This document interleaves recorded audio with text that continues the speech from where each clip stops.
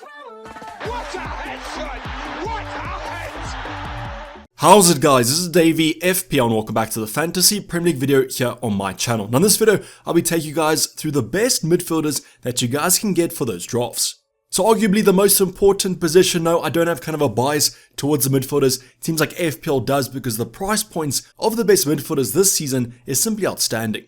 So you guys will probably at a minimum have a 4 in midfield, probably a 5 in your current draft. So in this video, I'll be going over what midfielders you guys should choose.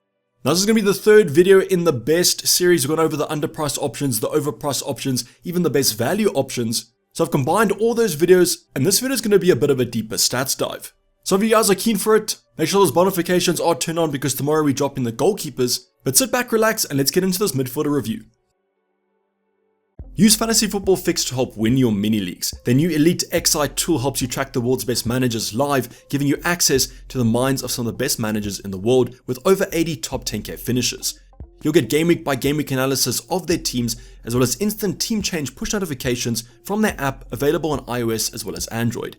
Get started now for free using the link in the description and get free access to the game week 1 deadline. So the first portion of this video, I'm going to be going over the team stats. As you guys know, midfielders can get points from attack and defense, but the attack is heavily weighted as they only get 1 point for a clean sheet. So let's get a reminder of the 6 best sides from an XG point of view last season. I went over this in quite a lot of depth in the forward video, so I'll be doing a quick run through in this one. So the top 6 sides according to XG, all these stats were taken from Fantasy Football Fix, and using their stats, Man City, Liverpool, Brighton, Arsenal, Newcastle and United are going to be the top 6 sides.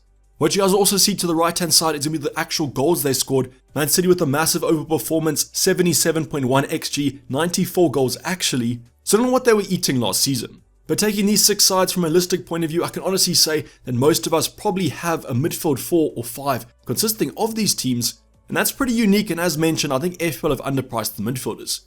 So let's start off with Man City. Most of us do have a full Foden, Erling Haaland up front, full Foden in the midfield department. They're just such a great attacking side, definitely the best side in the Prem at the moment, so you want to get as many players as possible. The only thing about Man City though is predicting who's going to start. Well, hopefully one of our graphs is going to help you with that, as we'll be going over the game time of each appearance.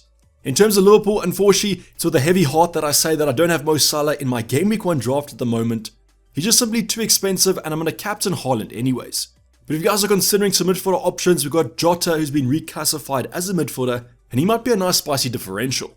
Then with those Brighton assets, Matoma, Solly, March, we'll be detailing which of those 2 to go for, if any, and they were a great attacking side last season. Then Arsenal, if you have Martelli and Saka as a double up, or just Saka and Gabriel Jesus up front, those are kind of been the template selections. Don't forget about Odegaard though, had a great season last season, and if you expect him to keep up that form, could be an absolute steal. Then finally Newcastle, not many kind of Newcastle midfielders at the moment that I've got my eye on, but definitely the United double up of Bruno Fernandes or Fernandes and Rashford has been in basically every draft. So now you guys can understand why FPL has been a little bit weird on the pricing, is that you shouldn't be allowed to afford all of these top teams in your midfield department at a cheap price point. Now that's exactly what's happening, but we still do have some 50-50s as mentioned, Solly March versus Matoma. Should you go for the Arsenal double up or the Manchester United double up? Hopefully by the end of this video you guys will have all that clarity. Now the final stat to go over is going to be the XG of last year and the actual goals of last year. I want to just show you guys who's been consistent, who's had a massive improvement, and this should help us predict what's going to happen this season.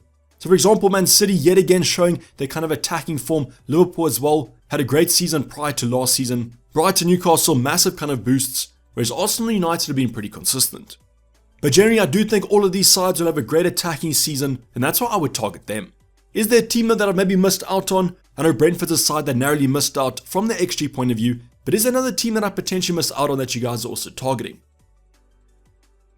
But let's go on to the actual individual stats, the player stats. Now the first stat I'm going to go over is going to help you guys predict maybe who's more nailed. It's going to be the mins per game.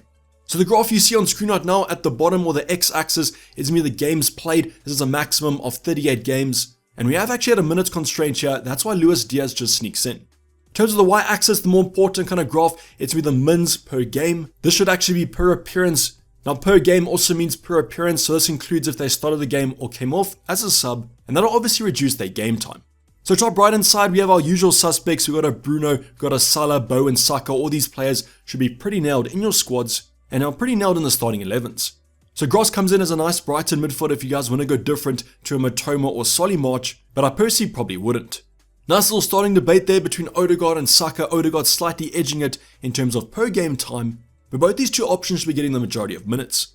Now this will change actually this Premier League season. If you guys haven't kept up with the news, they've changed the game time rules, or at least the stoppage rules, and we should actually be seeing a lot more stoppage time like we did in the World Cup. So your sub appearances might even get kind of more minutes now, and your more nailed options should theoretically get more minutes as well, so that might equal more attacking threat. But in terms of this kind of graph, it's quite hard to kind of look at this and gauge many insights, so let's go over some teams and kind of narrow down some 50-50s. The first one I want to talk about is going to be Solly March versus Matoma. If you guys can see where Bruno G is around the 34 game mark, you guys will just see below him is Solly March, then on the 70-minute line is going to be Matoma.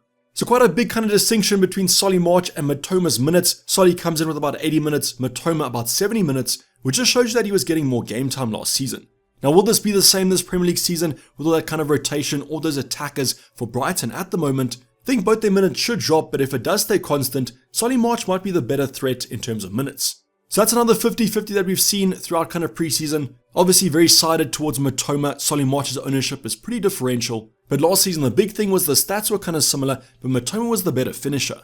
But if we now say that March has better kind of minutes threat, I do think this might edge the debate in his favour. It's a very kind of interesting talking point there, but I do expect both these two options to get pretty nailed minutes. I mean 70 minutes per game isn't too bad. You can see that for the likes of Eze as well, but with Wilfried Zaha leaving, I'm expecting him to be more of a talisman, as well as Elise. Another fan favourite in Bumo played the majority of games, 38 games, with just below 80 minutes per fixture. Now another interesting debate to go over is going to be these kind of more niche options. Your Phil Fodens, your Luis Diaz's, your Diego Jotas, all these options have less than 60 minutes, which isn't too great to be honest. Why I'm saying that is obviously you get an extra point if you've played 60. This also means if they don't start, they're probably going to come off the bench. But if all of these options do actually get more game time, you're going to see in terms of the attacking stats, great assets to look at, just a question about minutes. Now the final player to talk about is going to be a popular option as well. It's going to be Martinelli. He comes in, basically played the majority of games, almost 36 games if I was to predict, and he comes with just below 80 minutes. Now yes, I do know that Trossard joined late into the season. You guys can see him there above the 60-minute mark. But I don't really think we've seen the full effect of how Trossard's going to impact that front line. He might rotate with Jesus, but he might also rotate with Martinelli. But if you're going off the base of last season, Martinelli wasn't as rotated as we've seen. To have about an 80-minute playing time on average is pretty decent, so you might not even have to worry about his actual rotation. But as mentioned, this graph is quite hard to kind of gauge major insights. You're not necessarily going to kind of pick a player just based on this, so now let's go over some attacking stats. So the first graph I want to go over is going to be XG involvement. This combines XG and XA, which is expected goals and expected assists. And in the next talking point, I'll be going over those individually. But just to show you guys an indication of this grouping, now I know that XG is more important than XA. A goal is worth more points than an assist, but some midfielders side one way or the other. Now the first thing to point out is going to be the absolute ridiculous numbers of Mo Salah. Now that is expected though, 12.5 million, a lot to pay for kind of a more premium option. And it's just a pity that we have a perma-captain this Premier League season. But if you guys do go for Mo Salah, the attacking stats are at least backing you up, but I'll probably own him in a few game weeks time. Now another interesting thing is to note Bruno and also Kevin De Bruyne. Now Kevin De Bruyne, yes, hasn't kind of played the majority of minutes last season, but his per 90-minute stats are similar to Bruno Fernandes. Also can see Rashford at the more expensive price tag coming in less than him, but you guys will see the XG of Rashford is a lot higher than Bruno's. Diego Jota also edging there as a reclassified midfielder. His attacking stats are always pretty strong, and I kind of compared him to Darwin Núñez. If they just played more minutes, they'd be absolutely nailed in my team. But if you guys do cast your eyes to the 5.5s, we have Enciso from Brighton, just kind of ridiculous stats when he does play. Just a big question mark with all those attackers for Brighton at the moment. Very similar attacking stats between Matoma and Solly March as well. Then we have Phil Foden, you guys know, a favourite of mine. When he does play, he gets you FPL points. Quite an important talking point going back to those Arsenal assets is the fact that Martinelli has a better kind of XG involvement than Odegaard and Saka per 90 minutes. But just remember that they did play slightly more minutes than him. But kind of a very interesting observation there, because is he actually the better option to go for? But I do know that the attacking threat of Saka isn't that high, and that's why if he does lose penalties, he's not that great of an option. Mbeumo also has a pretty respectable kind of XG involvement. Without Ivan Toney, though, it's going to be quite hard to measure how he's going to do this Premier League season. But when you guys do compare him on this graph to Matoma and Solly March, the Brighton assets might be better value. The final talking point I want to go over is going to be Raheem Sterling at 7.0. Very interesting kind of price point to get him at. And his XG involvement actually isn't that bad. So if you guys want to go for a differential punt over someone like an Nkunku, Sterling might be the man to go for, as he's on par with someone like a Foden. But now let's break up the XG and the XA and go over who are the more assisters and who are the more goal scoring players. As mentioned, the goals perform better than the assists. So on screen right now, you guys can see the y-axis is XA per 90 minutes, the x-axis is XG per 90 minutes, and the color coding is according to XG. So on the right hand side, we've got Mo Salah, who gives us a flavor of both, but definitely kind of prioritizes the XG, and that's what you like to see. Then on the kind of polar opposites, we have our sisters, we have Kevin De Bruyne and also Bruno at the top. Then at the bottom right hand side, we have someone like a Jota and a Rashford, who prefer converting those chances. The best kind of scenario here is if you guys do own Bruno and also Rashford, what you hope is that Bruno assists Rashford and he scores the goal, because then you're going to be absolutely laughing. But others, we have players that have a kind of combination of both. Solly March, Foden, Matoma, Martinelli. They have a nice kind of variation, Sterling and Ciso as well. So at least with these players, they have that dual threat of assisting and also scoring. But this graph was kind of a nice comparison to break out the previous graph to take a deeper dive where this XG involvement's coming from. If you guys want to pause the screen right now, I can understand. Very kind of interesting graph to go over, but I'm going to skip to the next one where we talk about expected points.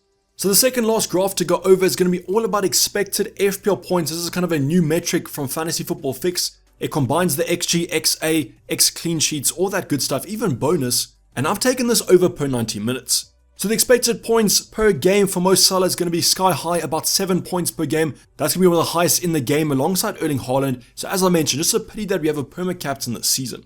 But what I will say is that if Salah comes out with a bang, does well in game week 2, if you guys are going to own him and captain him against Bournemouth, if he's on for a great FPL season, he could be once again the top scorer. So I would like to see that to make FPL a little bit more interesting, as it is quite boring just perma-captaining Haaland.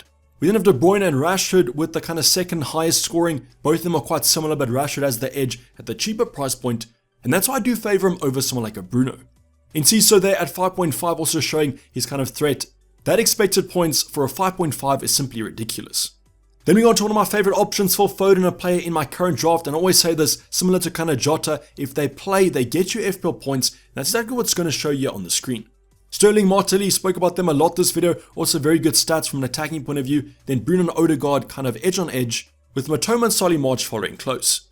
Now there was a little bit of concern here with Saka, but just remember that he has played a lot of minutes, but between him, Odegaard and Martinelli doesn't look like the best option, and that's why I always say, if he doesn't have penalties, I probably wouldn't go for him, and maybe that's something to think about.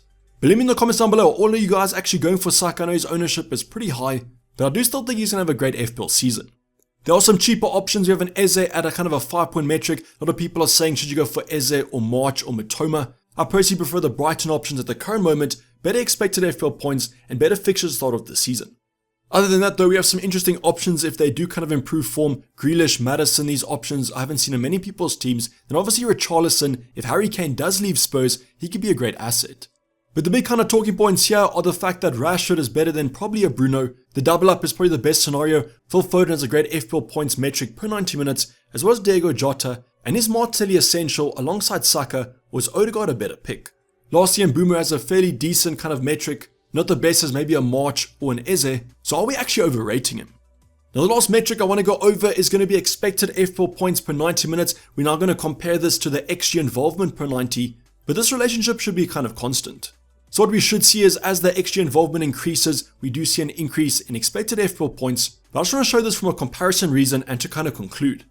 So at the top, no surprises there, Mo Salah has great kind of expected points, great XG involvement, but not in many people's teams.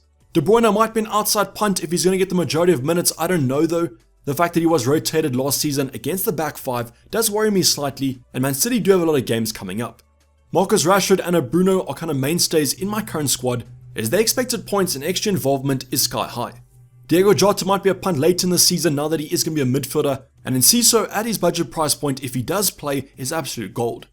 Then we get into this kind of middle bracket that makes things quite interesting. Matoma, Solly March, that's quite a tough debate to go over. I do actually like Solly March as a more differential compared to the Matoma ownership, and I think there might be better options than an Mbeumo. But where my real dilemma is going to lie is Foden and Martinelli. Should I actually be going for a midfielder instead of maybe a double up in the forward and the midfield department? And is Phil Foden actually worth it because he gets you FPL points when he plays, but will he actually start? I do think though, out of the plays that you guys see on screen right now, you probably will be able to get a midfield 5. I'd say Rashford and Bruno are almost essential. I like Phil Foden as an option, Matoma as my 6.5. My Arsenal midfielders, if you guys are going to double up, it's going to be probably Martinelli and then also Saka. But lots of variations that can go by, but as mentioned, the kind of top 6 sides from last season, your midfield department is probably made up of them. And I think your midfield is going to be absolutely banging this season. So let me know in the comments down below, what's your midfield currently looking like? Are you going for a 4 or a 5 in midfield? Do you have a double up in these United midfielders? Are you taking a punt on a Foden or Martinelli? And who's your 6.5 of choice? We'd love to see if your choices have also changed after this video, as this has definitely given me some insight and some talking points. But this is basically going to wrap up the video, guys. Hope you guys did enjoy it. Please don't forget to like if you did and subscribe if you haven't subscribed yet. I'll be seeing you guys tomorrow for the goalkeepers, so make sure the bell notification is turned on. But I'm going to sign off. This has been Dayvy FPL, and I'm out. Cheers, bye.